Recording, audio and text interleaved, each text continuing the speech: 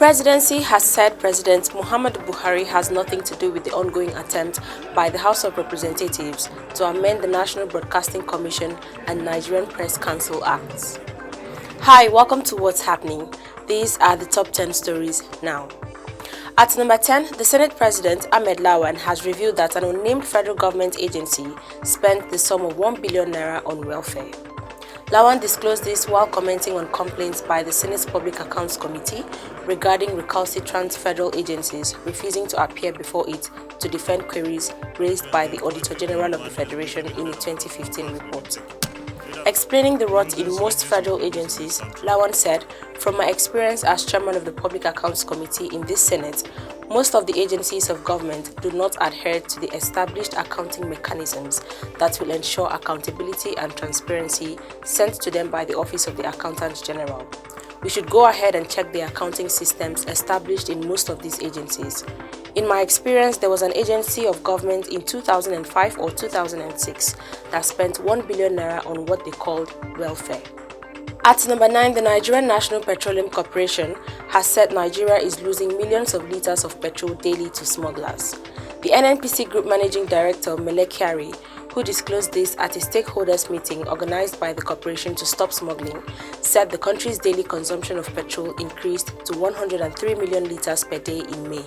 Kyari said, "From the truck-out report from the PPPRA database, we have seen a collapse of load-out average move from 70 million liters to 60 million liters just in 1 month. That means we can do with less than 70 million. The balance, I don't know where it goes to, but we know for sure that it is not consumed in this country. In very recent data, we see what we really want at the beginning of May and June. There was a day we loaded out about 103 million liters of PMS within 1 day across the depot." The NNPC boss acknowledged that the corporation knew that the 103 million liters were not required and were inappropriate. At number 8, the National Youth Service Corps has blocked the accounts of about 1,000 corps members nationwide who had tried to compromise its staff on posting and redeployment. NYSC Director General Brigadier General Shuaibu Ibrahim revealed this on Wednesday during an interview with journalists at the Public Service Institute of Nigeria in Abuja. He said although the NYSC was still investigating the issue, anybody involved would be disciplined accordingly. The Corps had earlier suspended the accounts of corps members belonging to the 2021 Batch A Streams 1 and 2 who sought redeployment from the original states they were posted to. While some of the affected corps members were said to have sought redeployment from some states, especially in the north because of insecurity, a few others, however, sought redeployment on health grounds, among others. At number 7, the Joint Admissions and Matriculation Board have released results of the 2021 Unified Tertiary Matriculation Examination, which commenced last Saturday. This was disclosed by JAMB Registrar Professor Ejesha at a briefing in Enugu State.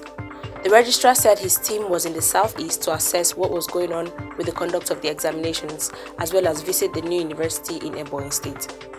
Oloyede noted that JAMB registered 1,415,501 candidates in the UTME 2021 and 1,122,095 had taken the examinations so far, while 66,101 were yet to take. At number 6, Nollywood actor Olarenwaju Omiyinka, popularly known as Baba Ejesha, has hired 2 senior advocates of Nigeria to defend his child abuse molestation case. Baba Ejesha appeared before the Ikeja Special Offences Court on Thursday. The 2 senior advocates who announced their appearance before Justice Oluwatoyin Taiwo during Thursday's proceedings were Dada Awoshika and Babatunde Ogala. Comedian Damilola Adekoya, aka Princess, who accused Baba Ejesha of sexually molesting her 14-year-old foster daughter, was also present in court for proceedings. The hearing began at 11 a.m. However, the court granted him bail in the sum of 2 million naira. At number 5, the Federation Accounts Allocation Committee has shared the sum of 605.958 billion naira as federal allocation to the federal, state and local governments for the month of May 2021. From this amount, the federal government received 242.120 billion naira, states received 194.195 billion naira, local government councils got 143.742 billion naira, while the oil-producing states received 26.901 billion naira as derivation. At number 4, the Nigerian Army has warned Islamic cleric Sheikh Ahmed Gumi against making comments that support or justifies the actions of bandits. Gumi, who spoke on Arise TV News morning show on Wednesday, had claimed that some soldiers were conspiring with bandits to perpetrate crime in the country. He said banditry was as a result of neglect by the government and that some of the bandits are children just like their abductees. The cleric had also stated that the indigenous people of Biafra killed security agents, but that criminal headsmen or bandits only kidnap children for money. Gumi, who is also known to have close contact with bandits, also urged the federal government to offer amnesty to criminal headsmen engaged in banditry and kidnapping. Reacting to his utterances, the Director of Army Public Relations, Brigadier General Onyema Nwachukwu, said in a statement that the Nigerian Army wishes to state that contrary to Sheikh Gumi's claims, the Nigerian Army remains a bona fide symbol of national unity that has conducted its constitutional responsibilities in the most professional manner in line with global best practices of adherence to the rules of engagement and protection of the fundamental human rights of the citizenry. At number 3, the federal government has made moves to regulate the use of drones in the country due to the worsening insecurity. The Director General of the Nigerian Civil Aviation Authority, Musa Nuhu, who proposed this, called for a strong regulatory framework for the deployment of drones to ensure safety and security. Nuhu spoke at the Airports Business Summit on Cargo and Aero Logistics and Drone Technology Expo in Lagos on Wednesday. The NCAA boss explained that the huge demand for drones and the pace of development of the market was incredibly fast, hence the need for regulation. At number 2, the Federal Road Safety Corps has debunked reports that the Corps is currently recruiting. FRSC also cautioned job seekers against online fraudsters posing as its recruitment agents. The clarification was contained in a statement issued by the FRSC Public Education Officer, BC Kazim, on Thursday in Abuja. Kazim said the clarification became necessary following desperate efforts by fraudsters to defraud unsuspecting job seekers. The official also mentioned that the attention of the FRSC had been drawn to an online publication misinforming the public about the release of shortlisted names for recruitment. The statement read, "This is to let the public know that the Corps is presently not recruiting, neither is there any shortlisted candidates list published on any platform whatsoever. Our recruitment processes have always been transparent, credible, and made public through adequate placements of advertorials and notifications on all available media platforms."